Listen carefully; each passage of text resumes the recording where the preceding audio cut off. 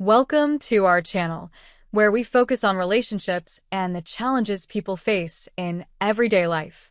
Today's video will dive into the ups and downs of managing a busy career while maintaining a strong relationship. Let's get started. As a journalist, my job often keeps me far away from home. I spend a lot of time traveling for different projects, which means I'm always on the move. I'm 31 years old and married to a wonderful man who's 34. We met during one of my work trips and instantly fell in love. We've been married for 4 years now, and after we got married, we moved into the house I inherited from my father. It's a special place that holds a lot of memories, and now it's where we've built our life together. Both my husband and I have demanding jobs, so we share the responsibilities of covering our expenses and bills equally. However, because of our busy work schedules, we rarely get to spend quality time together. We're often away from home for long hours, and by the time we get back, we're too tired to truly connect. This has led to some arguments here and there, mostly because we feel like we're missing out on being together. But over time, we've managed to resolve these disagreements, so there haven't been any major issues in our marriage. For a while now, we've been planning a much-needed trip to reconnect and unwind. Unfortunately, our busy schedules kept getting in the way, especially because my work was really hectic. I had to move from one city to another for various assignments, so our road trip plans kept being pushed back. We had this idea in mind to take a road trip to a distant city, stay at a nice hotel, and then return home after 3 days. We promised each other that the moment we found a little free time, we would finally go on this trip. We even saved up some extra money so that we could treat ourselves to a stay at a 5-star luxury hotel and enjoy fancy dinners. Finally, the moment came. I got an opportunity to return to my hometown for work, and I managed to apply for a 4-day holiday. I was thrilled. I packed all the essentials, and my husband and I set off on the road trip we had been eagerly waiting for. The excitement was real as we started our journey. We took turns driving, played our favorite songs, and spent the drive laughing and talking about everything under the sun. It felt like we were finally able to let go of all the stress and enjoy each other's company. It was one of those moments that made me feel like life couldn't get any better. After a long drive, we finally reached our destination and checked into the hotel. Luckily, we had booked our room online in advance, so everything was ready when we arrived. We were both so excited to spend this time together and create new memories, not knowing what surprises life had in store for us. We arrived at our hotel room, feeling exhausted from the long journey, but excited for the time we were finally going to spend together. After freshening up, we got dressed and decided to head down to the hotel's restaurant for dinner. The atmosphere was perfect, and we were both in great spirits. As we sat there, enjoying our meal, we talked about all the lovely memories we had shared over the years. It felt like everything was falling into place, and the evening was blissful. We were both so happy to be there, just the two of us, away from all the stress of daily life. Once dinner was over, we were too tired to do much else, so we headed back to our room and went straight to bed. I remember thinking how perfect the day had been as I drifted off to sleep, grateful for this rare moment of peace. The next morning, when I woke up, something felt off. I reached out to the side of the bed where my husband had been sleeping, but he wasn't there. At first, I thought he might have gone to the bathroom, so I waited for him to come back. But after a while, it felt like he was taking far too long. I started to worry, so I got up and knocked on the bathroom door. There was no response. My heart started to race, and I felt a knot forming in my stomach. I slowly turned the knob and opened the door, but to my shock, the bathroom was empty. My husband wasn't there. Panic started to set in as I quickly got dressed and rushed out of the room to look for him.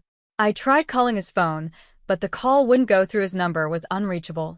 My mind began racing with all kinds of terrible thoughts. Where could he have gone? Why wasn't he answering? I was so scared that I started asking random people in the hotel if they had seen him. I even checked with the front desk, hoping he might have gone out for a quick errand, but no one had any information. Growing more anxious by the minute, I ran to check the rental car we had parked outside the hotel. To my horror, the car was gone. My mind was spinning. Did he leave without telling me? What was happening? I thought maybe it was best to wait in the room, thinking he might return soon, but I couldn't calm myself down. The anxiety was eating me up inside, so I decided to leave the hotel and continue looking for him. With very little cash on me and no idea where to go, I somehow managed to find a way to get back home, hoping I would find answers there. When I finally reached home, I noticed that the door was already unlocked. My heart was pounding in my chest as I cautiously stepped inside, not knowing what to expect. As I entered the house, I saw my husband lying on the floor, crying and struggling to breathe. Around him, there were broken photo frames and shattered flower vases scattered all over the floor. The sight was so chaotic and confusing that I didn't know what to think. Seeing me, my husband slowly got up, his face filled with pain. Through his sobs, he said, "She's ruined me. She's left me with nothing." I was completely taken aback. I had no idea who he was talking about, so I asked him, "Who are you talking about?" In a wave of emotion, he finally confessed that he had been seeing another woman, someone he had met at a nearby college. He admitted that he had been in love with her for over a year and had been secretly seeing her behind my back. His words hit me like a ton of bricks. I felt my entire world collapse around me. My head was spinning, and I couldn't bear to listen to any more. I left the house immediately, feeling utterly shattered and betrayed. Since that moment, I've been staying at a friend's place, unable to face my husband after everything that has happened. When I finally collected myself enough to confront him, he had the nerve to blame me for his affair. He said that I was never there for him, that I was too absorbed in my work to notice he needed someone by his side. He claimed I was too focused on my career, saying I had no real value for our relationship. Hearing those words only made the betrayal cut deeper. How could he say that? How could he blame me for his own choices? I had always thought we were a team, but now I feel like I never really knew him at all. I just can't wrap my head around this. How could the man I fought for, the man I stood up to my parents for, be the same person who betrayed me like this? I argued with my family to marry him because I believed in our love, believed he was the one I wanted to spend my life with. Every part of my life revolved around him. I cared about him so deeply and put my whole heart into making our relationship work. While I was giving everything to our marriage, he was off with someone else, someone much younger, being intimate with her while I was completely unaware. What makes it even worse is the thought that our house, our bedroom, was being used behind my back when I wasn't home. Just imagining that freaks me out. How could I have been so blind? Looking back now, I realize there were small signs, tiny hints here and there that something was wrong, but I never gave them enough attention. I ignored the gut feelings and trusted him completely. Now, I feel like such a fool. I can't even look at myself in the mirror because I feel like I was being played this whole time, like I was a clown in this twisted game. And to think, he had the audacity to confess everything to my face. He told me that he fell in love with this other girl, a girl who ended up leaving him for someone else.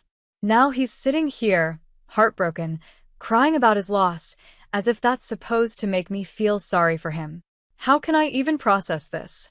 How could he tell me he loved someone else while still being married to me? And now, he's heartbroken because she left him? The whole situation is so absurd that I can't even comprehend it. So, here's the latest update on my situation.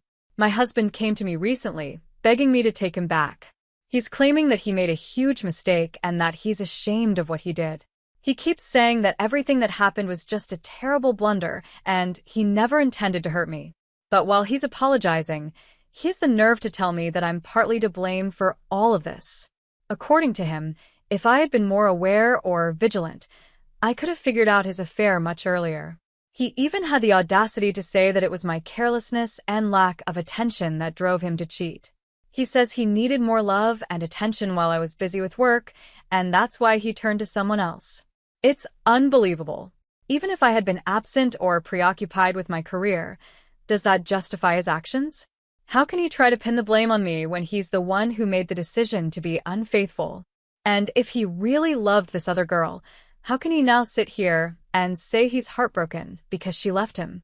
It makes no sense. His apologies, his begging, it all feels so hollow. Now, he's saying we should try to fix our marriage, that we can work on things and make them better. But how can I see a future with someone who has betrayed me like this? How can I rebuild trust after everything he's done? I knew deep down that I couldn't continue living this lie, so I finally gathered the strength to file for divorce. I refused to spend the rest of my life with a man who has treated me so poorly and broken my trust. As soon as he found out that I had filed for divorce, he went completely off the rails. He started acting irrationally, calling me nonstop even though I refused to answer. When I didn't pick up, he took it a step further, calling my friends, my parents, even some of my coworkers, trying to turn them against me. He's been telling everyone that I was never really committed to the marriage, that I was always looking for a way out. He's trying to paint me as the one who is at fault, when in reality, it's him who destroyed everything. I can't believe this is my reality. The man I once trusted with my heart, the man I fought so hard for, has turned into a person I barely recognize. His actions have shown me that he's not the man I thought he was, and I know now that staying in this marriage would only bring me more pain. I deserve better than this, and I'm determined to move forward and rebuild my life without him.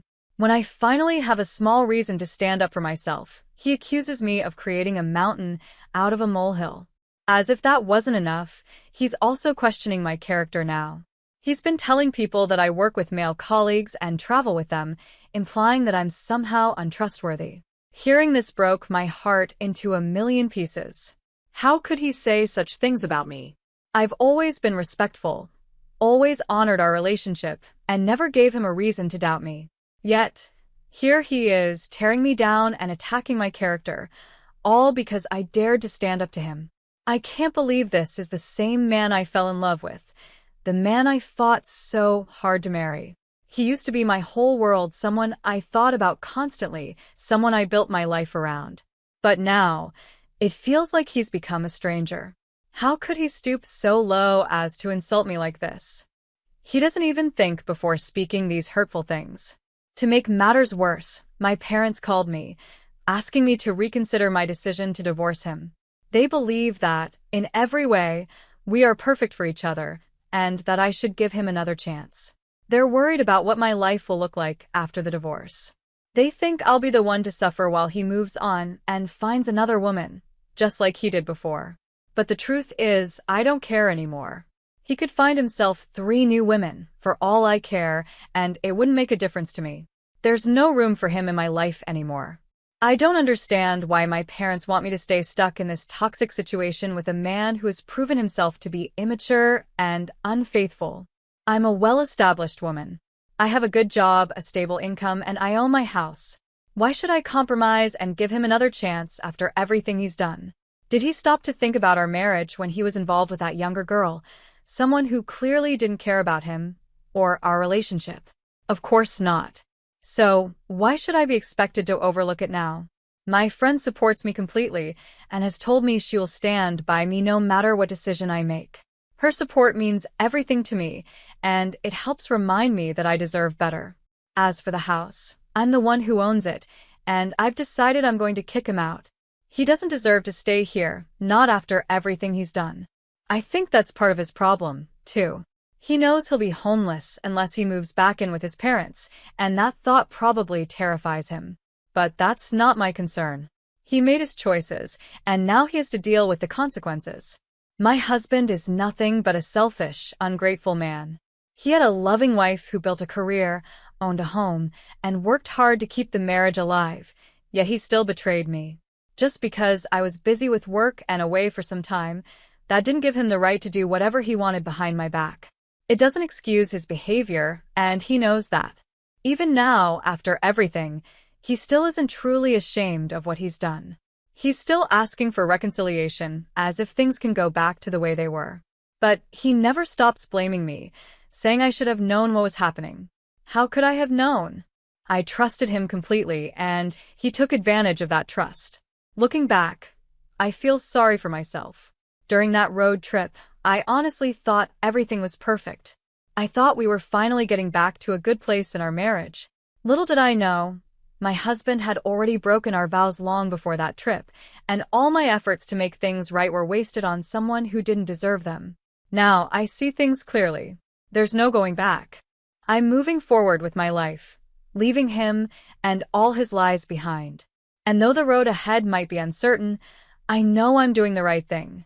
I deserve better than this, and I'm not going to settle for anything less. I'm honestly relieved that everything has finally been uncovered in such a dramatic way. Now, she can stand up for herself and make decisions without living in the dark anymore. The real issue here is clearly her husband. He's the one who caused all this pain, yet I can't understand why her parents are pressuring her to go back to him. Why would they want her to return to a life filled with lies and betrayal? This is a time when they should be standing by her side, offering support and understanding.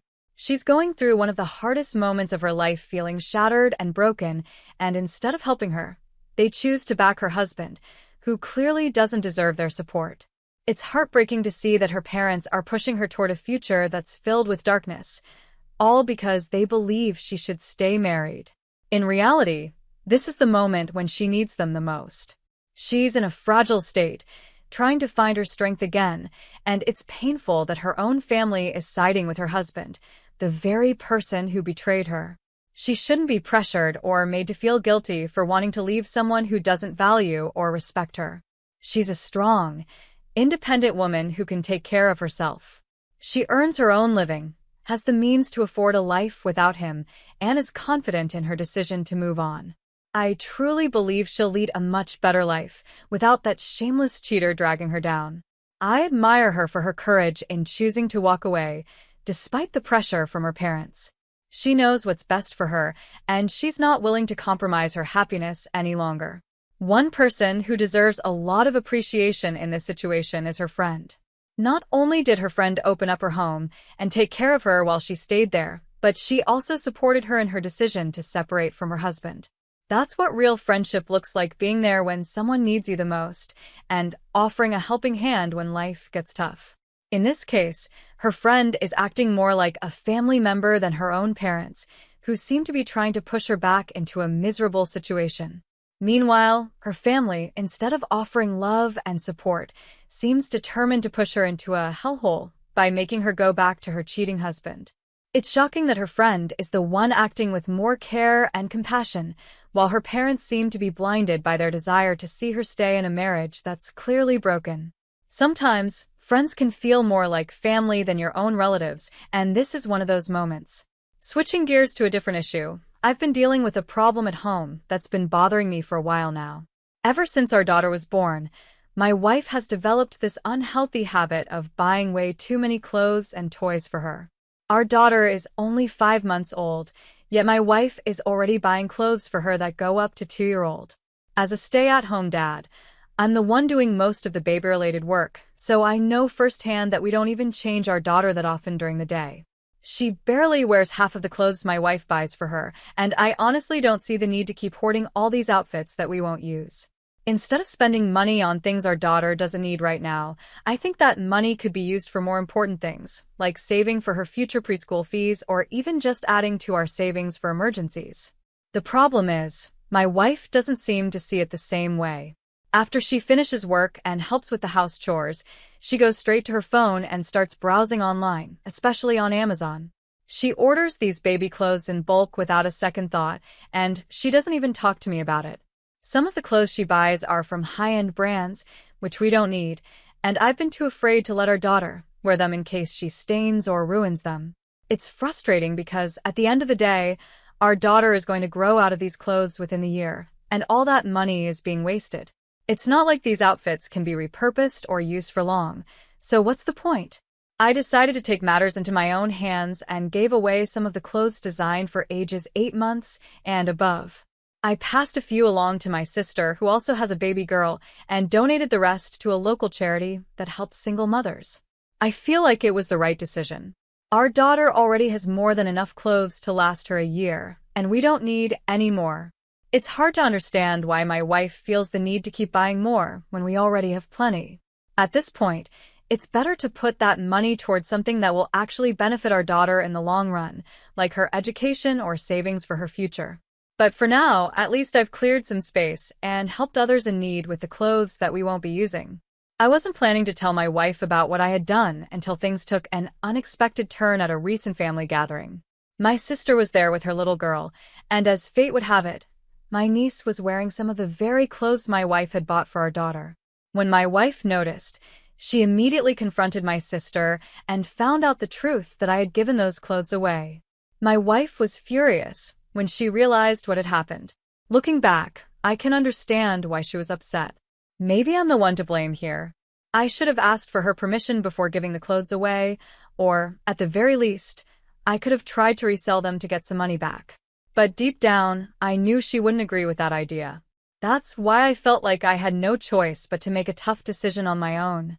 From my point of view, those clothes were better off with someone who actually needed them. Our daughter already had more clothes than she could wear, and there was no point in keeping more that she'd likely outgrow before getting a chance to wear them. I tried explaining this to my wife, but even after apologizing and sharing my reasoning, she's still upset with me. I just wish she would stop this pattern of impulse buying clothes for our daughter, especially since I've talked to her about it several times before.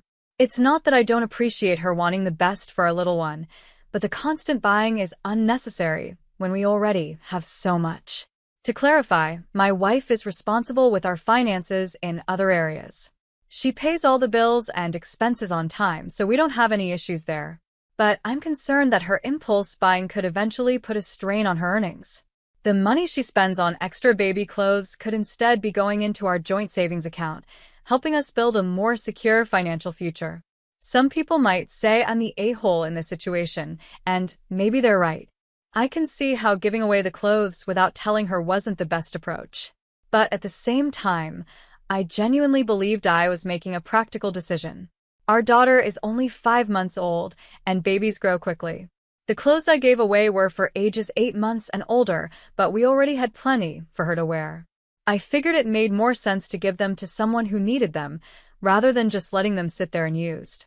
But then again, maybe I got it wrong.